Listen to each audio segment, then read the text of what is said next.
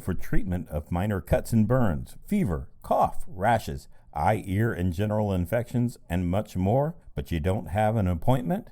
Visit Wayne Healthcare's Walk-In Care, Monday through Friday, 8 a.m. to 4:30 p.m. Wayne Healthcare's Walk-In Care Center is located at 828 Central Avenue in Greenville. Again, they are open Monday through Friday, 8 a.m. to 4:30 p.m. Remember, no appointment is necessary. I'm Ryan Berry. This is another edition of DarkeCountyMedia.com Extra. And today we have the fair manager. Is that the correct term, fair manager? Yes, sir. Brian Rismiller. And he is with us today to talk about the 2019 Great Darke County Fair. This is the 163rd edition of the fair, and a lot will be going on. Some new things, got some great music lined up for the fair this year and the annual concert, and then some new things are happening around the fair also. So we got Brian to talk about it. What is going on in front of the grandstand this year? What can fairgoers expect? Some of the same old things, and then some new stuff, I imagine. So yeah, Ryan. Pretty much the schedule in front of the grandstand is the same as what it has been, with the cheerleading coming on Friday. We have the horse racing that'll also be there'll be several sessions of horse racing. The tractor pulls will be in front of there. The demolition derby. We have motorcycle racing on Friday, as well as the concert. The concert this year, which changes from year to year. This year it's 3 dog nights. There's still tickets available.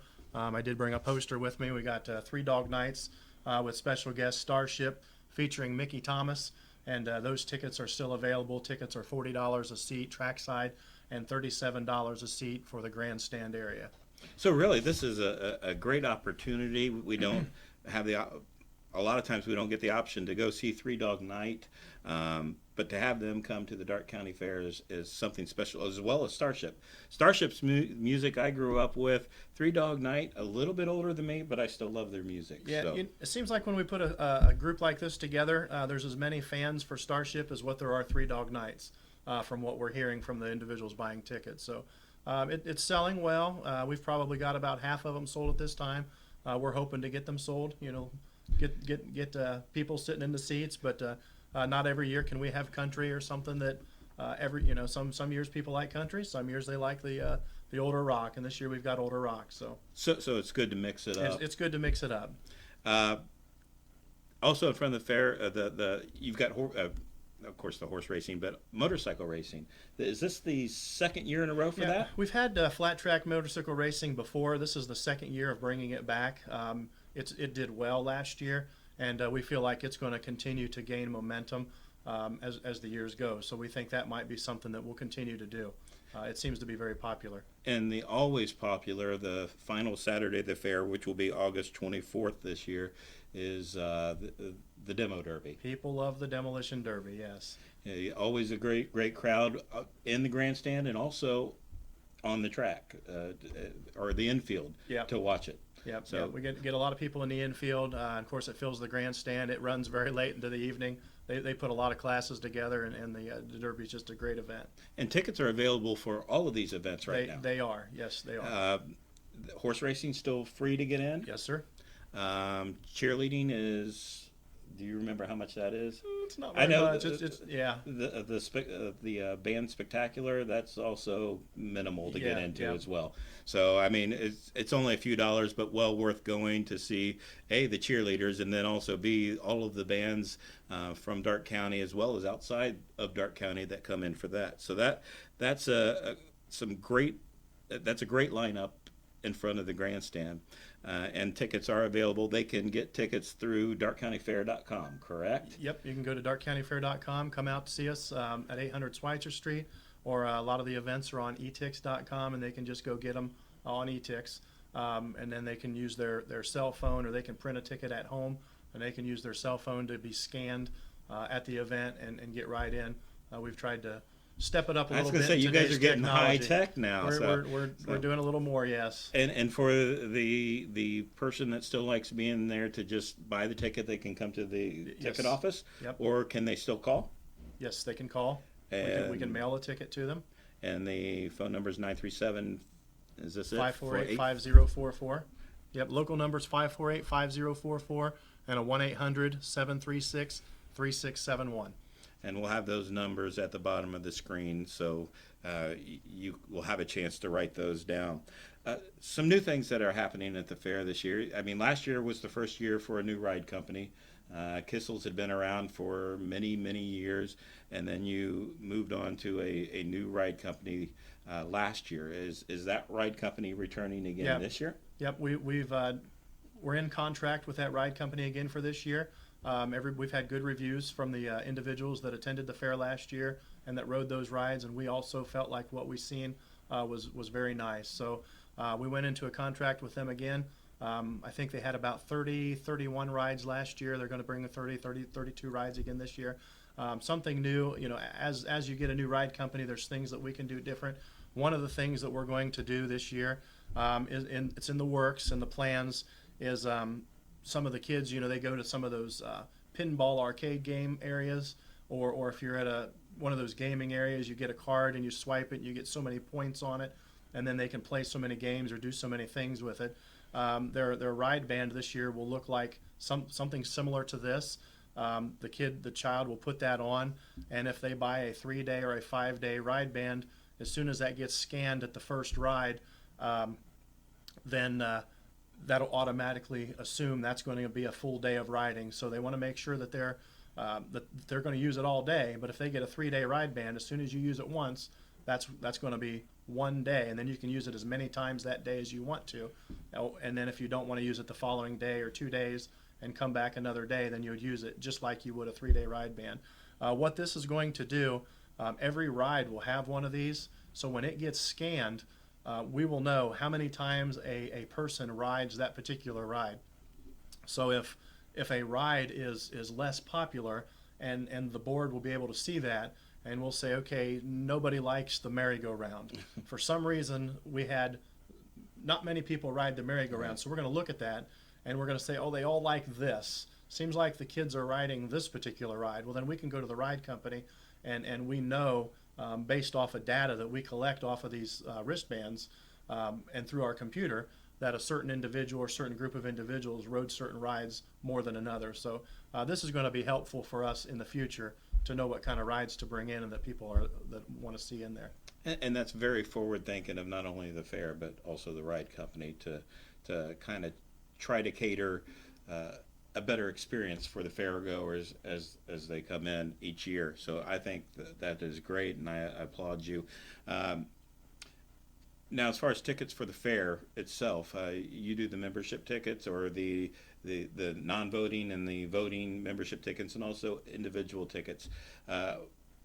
If you're going to be there more than a couple of days, you should definitely get the membership ticket, correct? Yeah, it's $7 a day to get in general admission. It's $20 for your season ticket. So if you're going to be there, like you said, any more than 3 days, obviously you're going to want to pay the $20 and have the season ticket, so you can come as many times as you want to.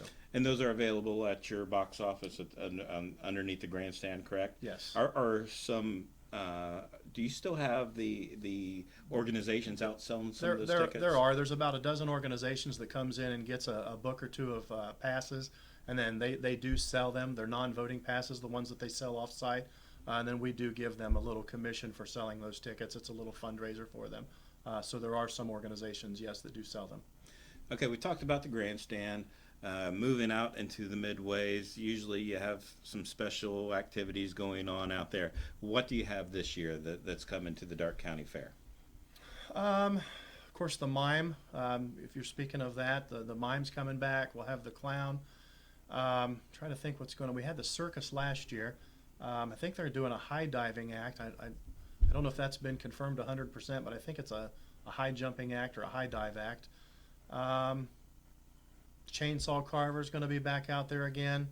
Trying to think what all's out there. I mean, but a lot of it they can find in yes. here in the Darke County Fair book, and they can stop by your office and get an idea of what is going on, not just as far as the activities, but also a complete schedule of events is in this. Yes.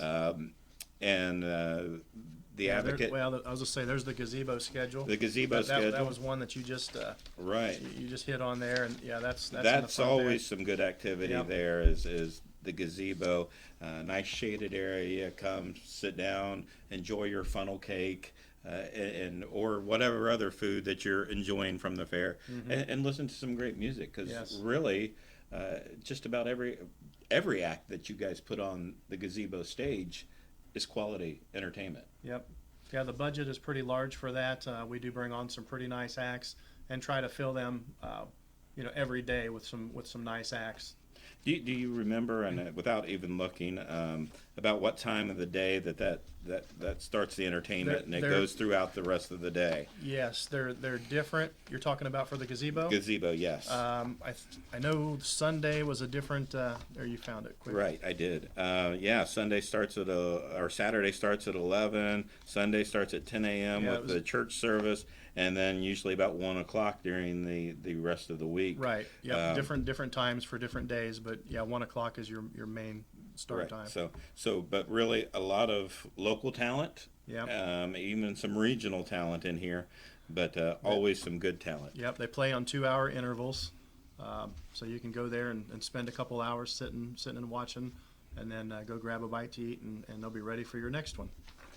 And also, the fair wouldn't be complete without the livestock shows, both the junior fair and then the open shows, and you have those going throughout the week, correct? Yeah.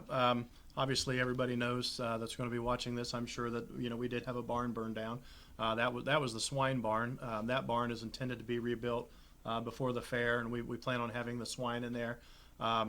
The pavilion, it's got the dairy cattle and the beef cattle. Of course, the rest of the barns, they're going to have the specific animals in them that they've always had. But there'll be some changes as we get some buildings built. There might be some things get moved around. But yeah, the schedule for the livestock is I don't think any of that's really changed this year because of the barn fire. I know they're trying to get some entries in a little bit sooner for the swine. So some of the folks that see this, they'll know that. But yeah, the livestock sales, of course, the dogs, which Yep. they're moved to the other end of the And fairgrounds, and they're fairgrounds. planning on retaining that spot again this year. So And we'll be under tent down there. yep, again. you'll be under a tent again this year, and hopefully soon you'll I Right. was hopeful that maybe we could have got something done a little bit sooner here, but it's not looking like that for this year. But hopefully next year. But we'll these have a things dog. take time. They do take time, and seems like with a facility such as the fairgrounds, it's about 200 acres. About the time you think you're going to do something, and something comes up. Right. And obviously in this case it did again, and we're trying to make the best of what we've got there, and still make it a family fun event for everybody, and still try to get a building built and get individuals in that for this year's fair as well. So. And looking to the future, Darke County Fair is going to be even more exceptional than it already is. I've heard the plans for the new building that hopefully will be up next fair, not this coming fair. And then you have what's the progress on I guess this year's swine barn, but probably not next year's swine barn or something like that. We're currently raising funds to try to build the facilities that we're wanting. The insurance money, it's covering. The commissioners gave us $800,000 of insurance, and that might grow a little bit on top of that due to some upgrades that we'll need to do with the sprinkler system and such. The building that we're building now was 1.1 with some additions, so it's going to end up being probably $1.3 million or roughly when it's all said and done. Obviously, you do the math and you take that and subtract the $800,000. We had to put some money in. We have reached out to the community to try to get some donations for the remainder of that building, as well as the dog barn and as well as the new swine facility, which was going to be the community center. The community did step up, and I'm so grateful for the donations that we've already gotten. It's been really great and overwhelming, the support that we've had so far. Our hopes is to have another large building like the pavilion was, and to tear down the dog barn, the dog area, and even the goat barn. The goats would move into the building that's being built at this time, and then the swine would move into that larger facility. Right. That would give us 3 brand new facilities on that end of the fairgrounds that we could market in so many different ways, and I think that would Absolutely. help help the fairgrounds and the economy for the fairgrounds. Not to mention the economy on the south end of Greenville, where we could start renting those facilities to some larger individuals that want to come in and be a part of that. So it could open up the door for the fairgrounds quite a bit. If people want to be involved in the fundraising opportunities, say they have a business, haven't been approached, or they're just an individual that says, hey, I have a little bit of money here that I'd like to contribute, then call your office to get more information. They can, yeah. Again, the phone number 548-5044. They can ask for me. I can get them to the right people that need to talk to them, depending on what their donation is like. Otherwise, we do have pledge forms at the office, and we could fill one out for them, or we could mail them one. No gift is too small. It takes when you're talking about a facility like that. When you talk about the population of Darke County, if everybody gave a little, it would be amazing as to see how much you could do with a little. A little turns into a lot. Right. Well, I'd like to thank Brian Rismiller for being my guest today. This whole month of July, we have a lot of events coming up, and we're going to try to get a few more of the representatives from those groups in. Actually, a couple of those will be out at the fairgrounds. The Annie Oakley Days Festival is held down at the south end of the fairgrounds, and then also, I believe the food truck rally is coming back again in July. And so we'll have that there, and we're going to try to get both of those individuals in here and do a darkecountymedia.com extra and talk to them about what they're doing. And this program is trying to be positive and trying to shed a light on some of the great things that are happening around Darke County. And join us each week, and we'll be back again next week. And until then, have a great week. It is estimated that more than half of all colorectal cancer cases could be prevented by receiving a colonoscopy regularly. A colonoscopy reduces deaths from colorectal cancer by 60 to 70%. If you have a doctor's order, call Wayne Surgeons to schedule your colonoscopy at 937-547-0107. Again, that's 937-547-0107.